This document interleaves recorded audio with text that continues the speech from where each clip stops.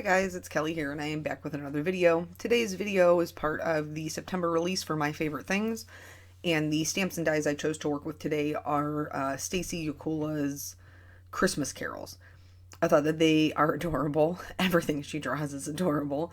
And I thought that it would be super cute to make a scene. I can't decide whether or not I'm super excited that it's time to make winter cards because that means we're closer to this baby being due, or if I'm sad because I love summer so much. So in the beginning there you saw me kind of laying my stamps out, and this is because my scene is going to be like a two-part flat background, and then my characters kind of popped up, so I needed to figure out where to stamp my flat things for the shading. Here, it gives you like this little cobblestone road, which I think is wonderful and makes it so easy to build a scene. And I stamped that second generation, which all that means is that I didn't re-ink it before stamping it a second time. And that's because I plan on using my copics to kind of help fade those off, but I wanted to give myself a guideline. Since I am doing a night scene, I'm putting some gray on the bottom where you would normally have your snows, because it is, darker at night. You're not going to have that necessarily that bright white, and it's also going to help blend in my little cobblestones. So once that's done, here I'm just using some leftover masking paper.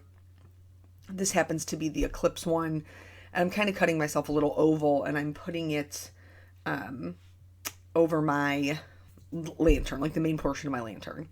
The reason I'm doing that is because I want to blend out my halo of light without there being this huge concentration of yellow where my lantern is, because typically that would be a lighter.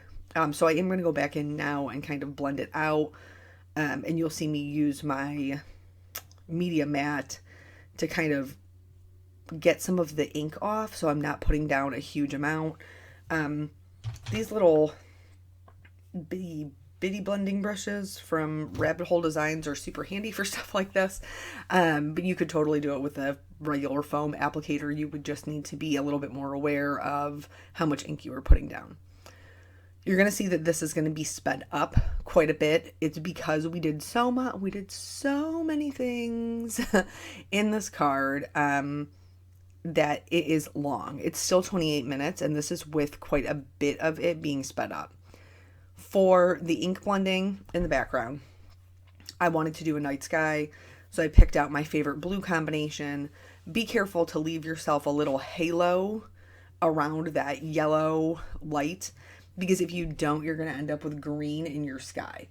Now, is a little bit of green a big deal? Probably not. And in my card, there on the right-hand side, there is a little bit of blending, and it's not totally noticeable, and I don't completely hate it, but you just want to be aware, because if you start to get very heavy-handed with it, and not leave that halo, it's gonna be super noticeable with a darker green. So I went all the way out to black, but I did not, when I was ink blending, I didn't take my blues all the way into the circle. Each time I left a little bit of the last color. And then I always ink blend twice because I feel like it gives me the best blend. So that's what you see me doing here. I'm just going back over it, getting closer to that little halo, which my lightest color is Salty Ocean, so that it looks like the light is illuminating that section of the street or sky or what have you. Then I'm going to clean up my background, just so I don't get ink anywhere that I don't want it. And I did go back in with a mustard seed a little bit just to kind of close that gap a little bit more. A couple of things I'm going to do to create my snowy star look in the background. First, I'm just going to use clean water because Distress inks react with water. This is going to give me some little like bleach spots, which will be like the lightest stars. Then I'm going to use my go-to, which is Perfect Pearls, which is going to give me shiny stars or snow, depending upon how you look at it. Then I'm going to dry it. Why am I going to dry it? I am going to dry it. Typically, I don't. Typically, I would just set it aside and the Perfect Pearls would dry on their own. But I'm going to dry it this time around because I wanted to include some little snowflakes that are part of the set, the Christmas Carol set, but I cannot do that until I know that my background is dry, because distress inks they do stay wet for so long, and you can use them to emboss. So that was just me checking to make sure I was completely dry. If any of my embossing powder would have stuck to my background, I would have just continued to dry it. So now I'm using this. It's new. It's sold out because Jennifer McGuire also used it in a video recently. This is the Cottontail embossing tool. It's pretty fantastic. It'll be linked below, but right now they're sold out. And then I'm going to go in with the Versamark and the snowflakes. I have 3 different snowflakes here. And I just have them mounted separately so I can stamp them as I would like. I'm going to heat emboss them in white. I think we covered this the last time, that I've been having some issues with my embossing, and so I'm trying some new embossing powders. This is the Wow regular opaque white. And so I just put in a couple. I'm not really super concerned about the center. First of all, because the snowflakes wouldn't be seen as well in that yellow area, but also because that's where all my people are going to be. All my animals, all my critters. They're so cute. And then once that was done, the last and final thing I'm going to do is I'm going to use some white acrylic paint. So the first one is going to be a little bit watered down, which is going to be less opaque. And then the second one is going to be more concentrated, which will be more opaque, but it won't splatter as well. You can use any of these, all of these, some of these, whatever floats your boat, to create a snowy or starry background on any card. And they will all work well together or separately to get the look that you're going for. So now that that's done, I'm going to set it aside. I am going to stamp out all of my little barnyard friends here with some Copic Safe ink, because I'm going to be doing some Copic coloring, and then I'm going to use their coordinating dies to cut them out. For the Copic coloring, I tried not to speed up the coloring of the animals, because I know sometimes it can be challenging to figure out how to color an animal. So I tried to leave that part in there, but I did end up speeding up the coloring of their accessories, just because I felt like that was a little bit more straightforward. As far as like the sheep goes, for the sheep, I did a stippling technique. All that means is that I used a series of dots to create some shading, just to make them look fluffy, and full. So that's what I'm doing here. I'm also adding some dots in the center. So not even just on the outside edges, but also in the center, to create this like fluffier look. And I'm going to do that with all of the colors to just kind of break it up. And then I used the same grays for the cow. I used warmer grays for the goat. But anywho, so we'll see all that. I tried to leave that at regular speed. That was my whole point. So as far as story time goes, first things first, thank you guys for coming over and cheering me on during Craft Roulette. I appreciate that. If you missed that episode and you would like to see it, obviously we are no longer live, but it is available to, like, rewatch it, like to play it back. So in my Craft Roulette, what I ended up with was, what was it? I had a color combination of red, yellow, and violet, which is like the stuff nightmares are made of. Like, can you believe that I did not even get any blue? Like, I didn't even get any blue, and I couldn't, like, I thought maybe they would let me add in some other colors, but the only colors they'll let you add in is neutrals. I mean, I was like, what?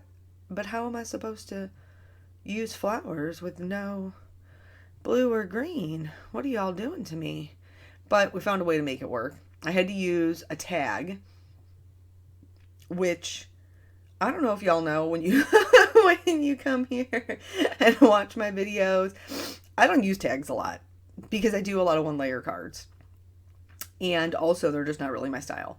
Look at other people's things and I think that they're adorable, but it's just not really my go-to. So I didn't even have any like tags. So I ended up finding one in an older honeybee set that was tea time, and like the mug had a like the tag from the tea bag. That was how I got around that.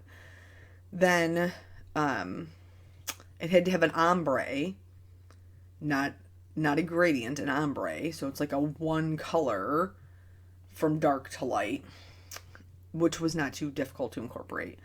And then it had to have something with a B, because they changed some of the parameters to be more baby friendly.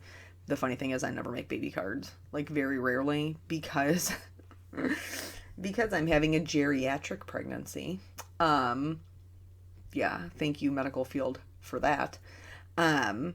Because that's my situation. Like all of my friends are pretty much done having babies, so I'm not usually making baby cards. But nonetheless. So let's talk about this lantern right quick here for a second.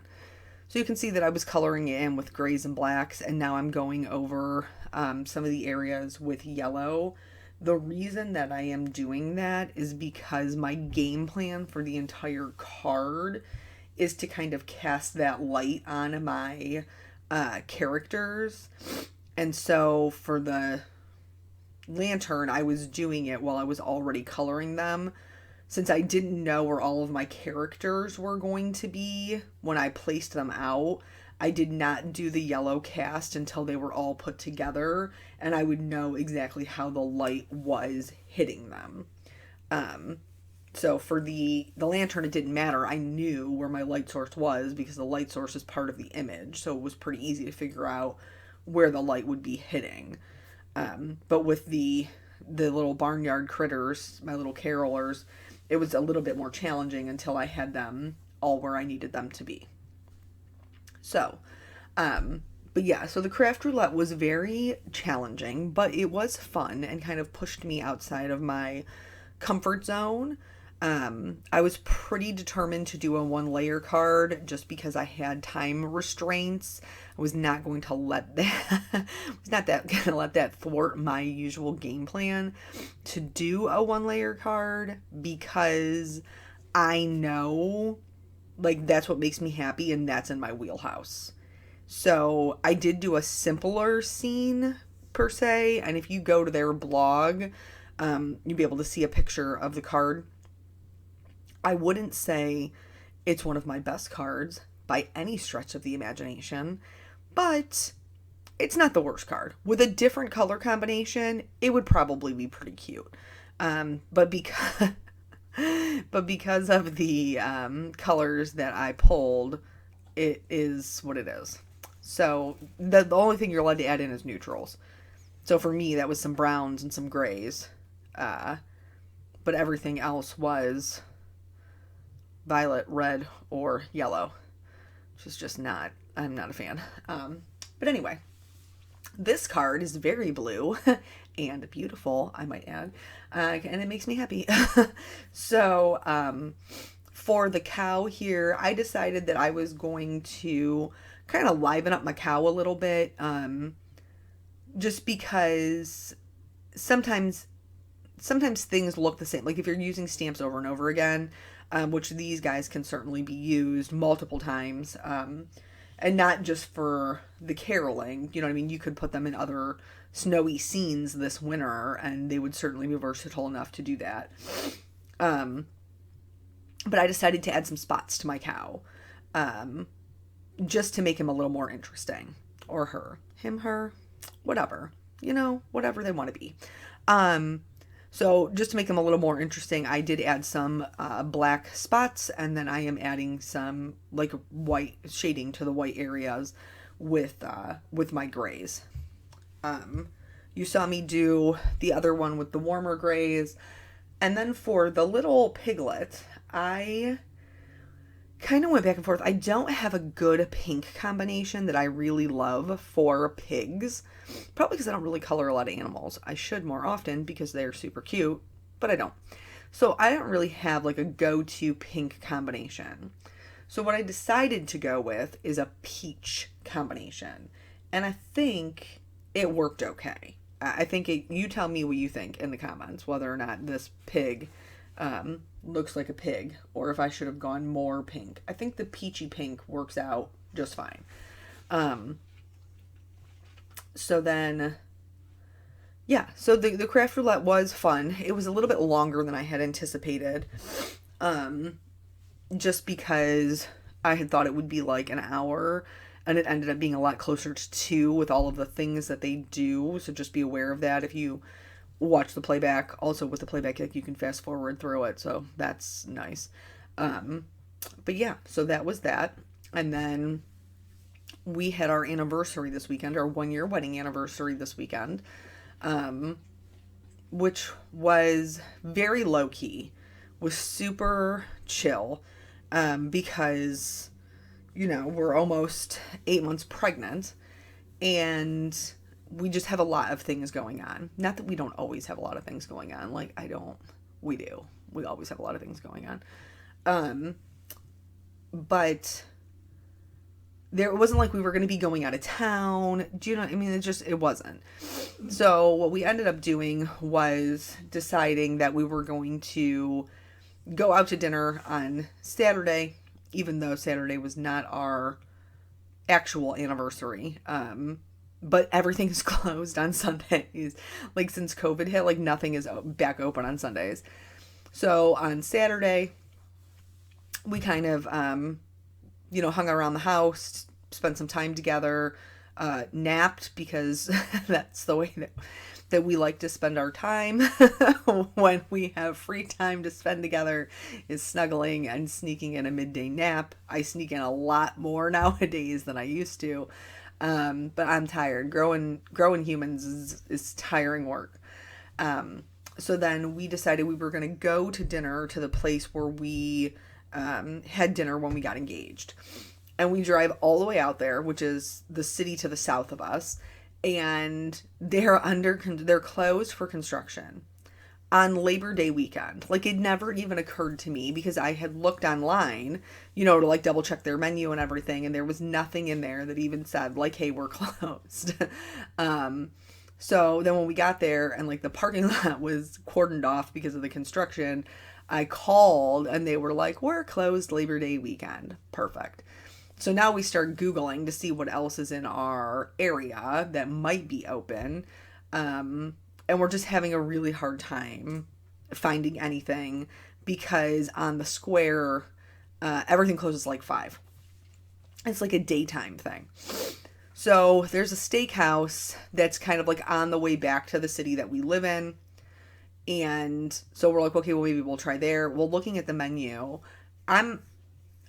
we've had this discussion. I am not the cheapest chicken, because that is my husband, but I am relatively frugal. That's a good way to put it. Yep. Yeah, that sounds nice. And so like the filet on there, and this is not like a 5-star restaurant, guys, but the filet on their menu was like $40. And I was like, I'm not willing to pay $40 for a filet. I'm not. So that's going to be out. So we decide that we're going to drive through the city that we live in, and then drive to the city to the north of us, because they have more open restaurants and more options.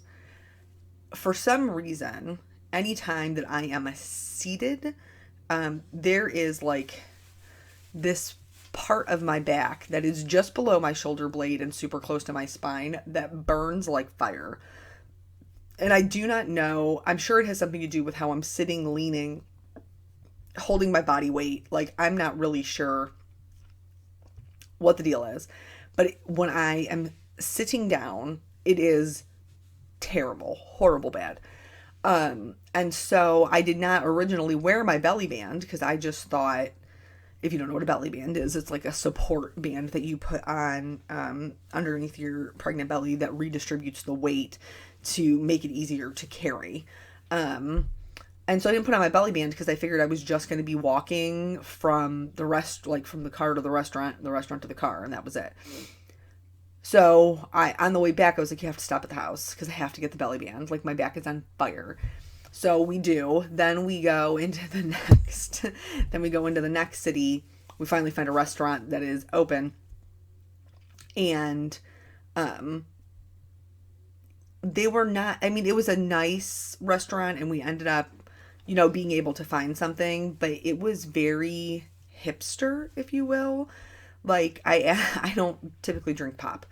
And I was like, what do you have that's not pop? And she was like mixers. Like, we have cranberry juice and orange juice. And I was like, you have got to be kidding me. Like, so if I'm not drinking alcohol, my options are pop. Like, pretty much it. So she did end up coming down the line they had a lemonade, which is what I got. And I just made my way through it. And dinner was relatively decent. Then we got ice cream. There was like an ice cream place that was in the same kind of plaza. And then we got ice cream afterward. Came home and hung out together in the evening. On Sunday, we had couples massages booked, which I was super excited about because, as I just told you, my back is fire. And so we went and did that, and then we had lunch together, and then I came home and took a nap. Eric did not nap. And then we just did dinner at home. Like, we did steaks on the grill, which was pretty low key for us. And that was just perfect. There was, it worked out. And then afterward we did gifts. So I got him like this little story of us love book because the traditional for your first anniversary is paper. And then he bought me an anniversary journal, which you write in every year, which is super cute. Most importantly, he wrote me a love letter. That was really like the best part of my gift, honestly. And I cried because I'm super emotional and also because I'm pregnant.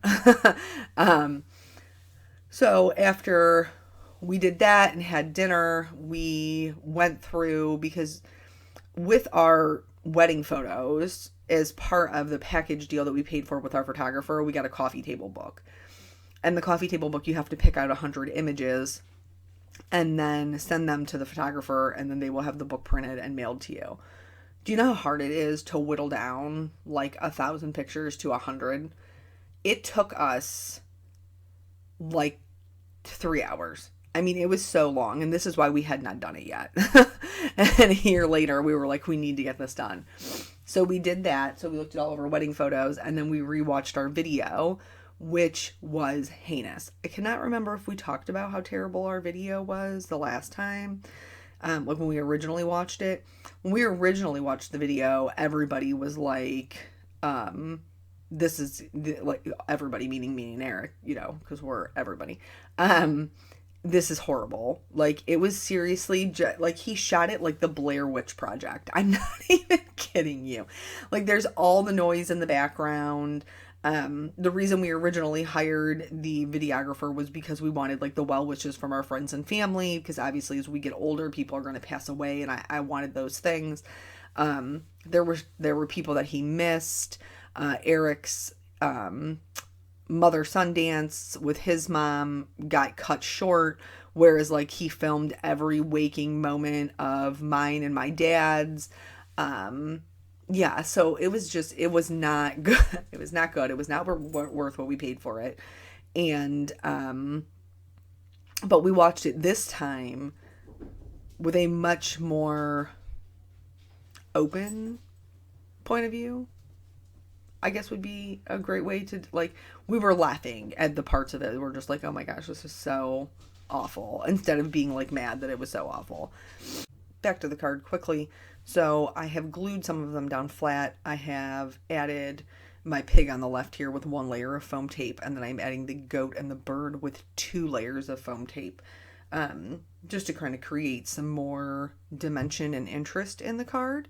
So you can obviously do that. You could add them all with 1 layer of foam tape. You could add them the way that I did. You could glue them all down flat. It would all totally be fine.